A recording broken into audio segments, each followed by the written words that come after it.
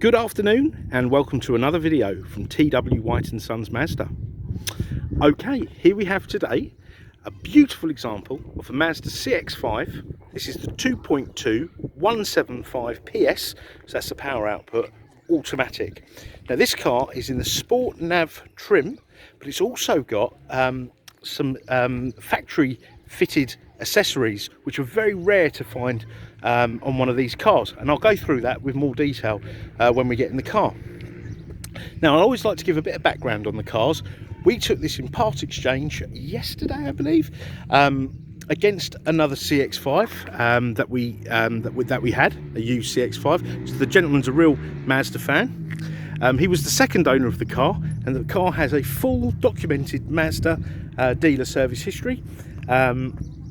I think 3 services from the supplying dealer. I've got the details in the car, and the further 2 from our competitors that are local to us in Orpington. The car's done just under 60,000 miles, and it was last serviced at 56,000 miles. But when we get in the car, I'll run the service history through with you. Now, hopefully, from this video and the many, sorry if you can't hear me, the many still shots I've taken, you can see the condition of this car. Sorry about that. All the alloys are beautiful. There's no obvious dents or scratches. Obviously it is a 6-year-old car with 59,000 miles, so if you were to scrutinise it, I'm sure you'd pick up on something, but it is really beautiful. Obviously the car will go through our workshop. Obviously we are a Mazda dealer, and anything that requires doing will be done. So here we go. You've got a very good practical boot. I often refer to these as being family friendly because they're very suitable for push chairs and buggies, etc. You don't have a 60-40 split because you've got these levers here, and this little lever here, you can pull it down, and down goes what I would call a DIY hatch, but I think the official name is a ski hatch, and it goes flat, and so do the others. They've got seat belts around them, so they've not gone completely flat, but let me show you. So not quite 180 degrees, but probably 175, but yeah, with a bit of weight on them, they do go flat, so a real good load area. Now, going back to the child-friendly thing, the car has ISOFIX anchorages on the seats, okay, for the booster seats, baby seats, that are equipped with the ISOFIX anchorages. You've got a nice wide opening for the rear door for easy access. I know my mum and dad would probably be very happy getting into a car like this, and also for getting my 2-year-old in and out of his child seat, it'd be very easy. Right, so let me put these seats back up, but before I do that, you've got this sort of boot tidy under here, and if you did require a spare wheel, you can get a spare wheel for these cars. I know some people still require them, so it is available as an accessory.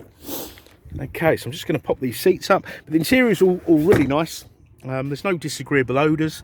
The car will be fully valeted, but it's in really lovely condition. Now, on the sport model variants, you've got these little sort of rubber buttons. That's because the car's equipped with keyless entry, so if the car's in your pocket, on your person, in a handbag, etc., if you press this, the car recognises you've got the key and it will open. Okay, and there's also a function when you walk away from the car with the keys, the car will automatically lock itself. So it can't lock the keys in the car because you have to have the keys on yourself, and as you walk away, they lock. Here on this panel here, you've got electric windows, wing mirrors. They do fold in. Okay, you've got driver's seat here. You've got 1, 2, 3, 4, 5, 6, 7, 8-way electric seat with the memory function, and the driver has the benefit of lumbar support. I don't know if you can see that seat sort of puffing out and puffing in. Okay, now you can program the keys, and the car does have 2 keys.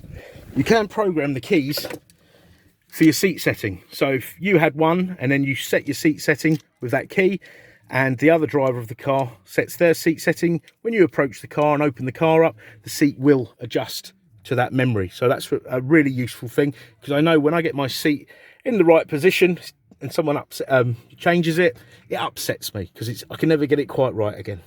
Now, earlier on I mentioned this car's got some accessories. Now this car has the safety pack, okay, which incorporates lane departure warning, blind spot monitoring, which I'll explain in more detail, high beam control, so when your high beams are on and someone was to come the other way, it will dip the lights automatically. Now that was not a common option.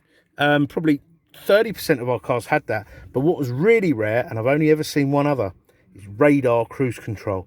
So adaptive cruise control, and this was a really, I think at the time, probably about £1,000 option, and the safety pack was 800, so it's got about £2,000 worth of option. So we're really excited, because we actually didn't notice when we appraised the car that it had this. And these are now functions that our cars have as standard from new. So you're getting, you know, incredible value for money with this car, because it's got all the bits that you'd get on a brand new car. So let me fire up and let me go through some of the spec. Right, now, if I put my foot on the brake, the car recognises the keys in the car, press the button, and she fires into life. Okay, now the mileage is 59,375 miles. Okay, you've got the rev counter to the left. Let me just shut the door. And you've got your trip computer to the right. It gives you your range, etc. Okay. Now, back to those safety functions. What lane departure does, if you veer out of a lane without indicating, the car will see that you're in a lane on the motorway or dual carriageway, and it will warn you by a rumble, a bleep, or both, depending on how you want to set your settings. Which is a good thing, but often it can remind you of how bad a driver you are. Certainly that in my case. Blind spot monitoring. Now, if you can see this here, there's two little shadows here. So if someone was to overtake you or undertake you, okay, that would light up just to say, be aware somebody's coming from your inside and your outside. Very, very useful. Very useful. High beam control, we've been through, and I believe what this car also has, if you're reversing out of a parking space and somebody was to come to cross your path, both lights would light up. So these are really great things. And of course, the reverse camera. Okay, you've also got front sensors and rear sensors. Right, now back to here, the steering wheel. You've got cruise control where you'd normally have it, but this cruise control is adaptive. So you'd set your speed, and you can actually set the distance between the car in front and yourself. So you can have it close, but it's not very close, or more distant.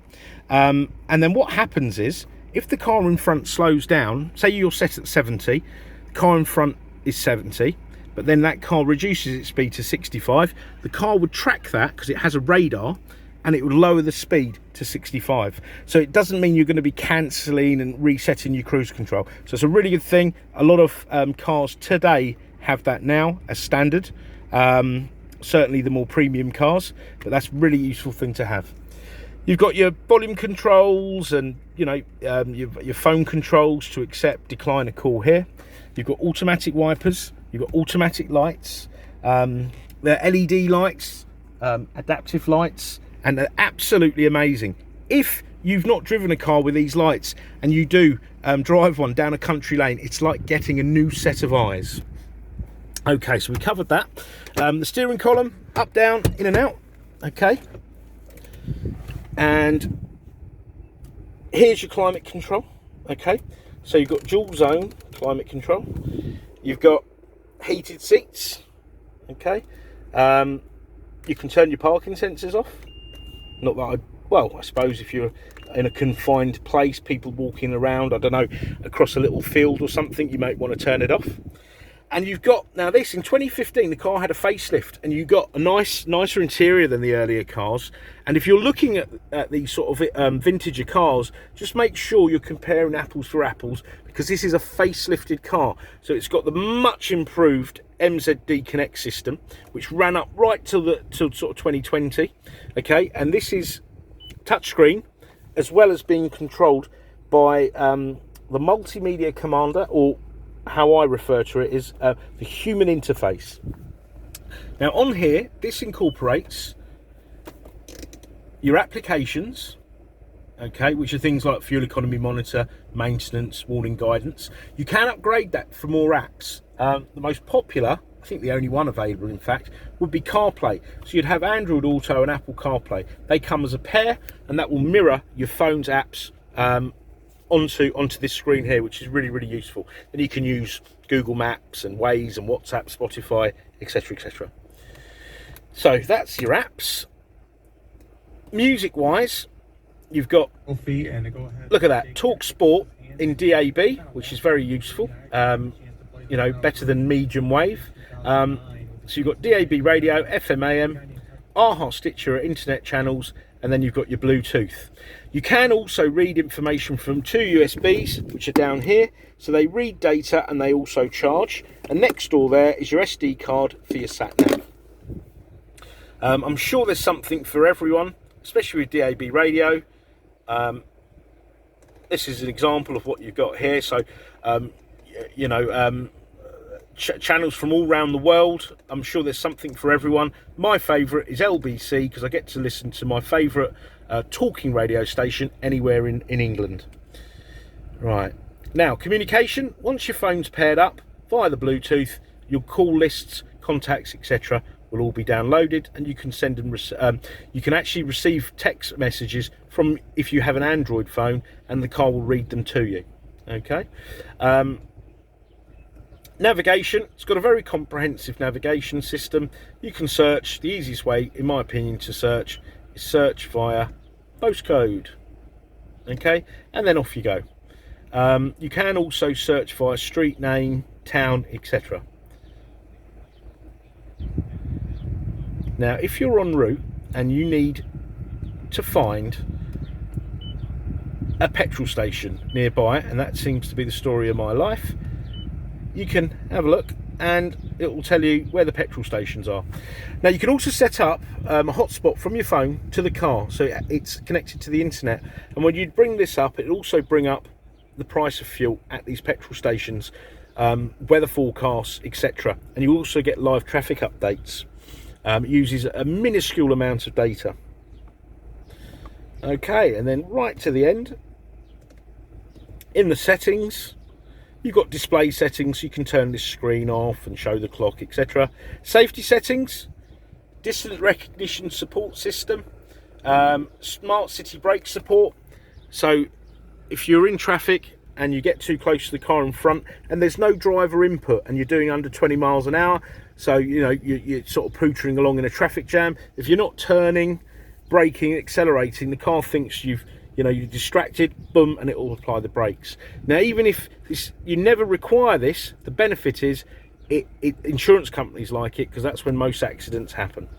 It should lower your insurance premium. Blind spot monitoring, okay, we explained that earlier. Lane keep assist, so the car, if you've got the wheel feeding through your hands on the motorway and you veer out of a lane, it will actually correct your steering. It will actually correct it 2 times before it will tell you to hold the steering wheel, but I'm not sure if it comes up on this car. It certainly does on the newer ones. Driver attention alert, it will tell you when you need to take a break. Don't ask me how, but I'll yawn and it will come up, take a break. Unbelievable. And parking sensor indicator you could turn off. You've got the sound system, which is a Bose sound system. You've got center point, so it feels like you're in an opera house. Audio pilot, bleep, bass, treble, etc. All pretty standard stuff. And your clock is GPS synced, so you never have to change your clock. Well, you don't have to change your clock twice a year, which is always a pain because I always forget how to do it. And you've got vehicle convenience settings, door locking, turn signal, lighting, so you can set walk away walk away lock, which is set so it will lock when you walk away with the keys. And then convenient settings like your lighting. You can have like coming home lights, leaving home lights, auto headlights, etc. So all really, really, really great stuff. Okay. Now the video's gone on. This is 15 minutes, so you're probably very bored. But I'd just like to say, if there's any more photographs or videos you'd like us to send you, please don't hesitate to ask. I did say I'd mention the service history, so I'll make it very quick. Sorry, my printer's out of toner, but this is a Mazda service history. Here's the second page here. It was supplied by EMG Mazda in Cambridge. Okay, serviced at Skipton Mazda for the first three services, and the last two, one at Croydon and one at Masters Mazda at Elmer's End, which is very close to us. And that was done in November, on the 26th of November. So we'll have to put the car through the workshop, make sure everything's tickety-boo. What are we on now? June? Yep, so we'll service the car and put a fresh MOT on it for you. Do inquire at any time of day as well. We appreciate people are often, you know, outside business hours looking at cars. We'll try to get back to you as soon as possible. And part exchange is extremely welcome. If you go on our website, you'll see we often retail other brands than Mazda and Suzuki. We cherry pick the best part exchanges. We also got finance facilities to suit all, and the car comes with a 12-month Mazda ZZ Plus approved car warranty with 12 months roadside assistance. So once again, thank you for watching the video, and we look forward to hearing from you. Thank you. Bye bye.